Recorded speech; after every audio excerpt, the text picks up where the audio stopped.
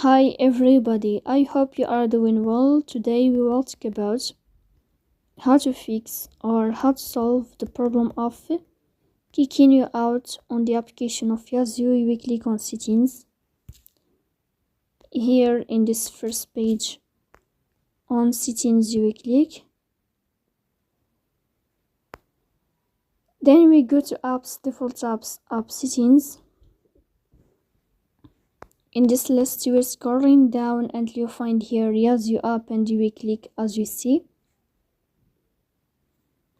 In this page you will click on first stop and you will click OK.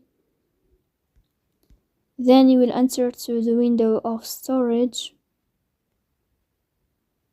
Here we click on clear cache. In the end you can turn off your phone and you can wait a moment to restart your phone again, so please don't forget to support us by like and subscribe.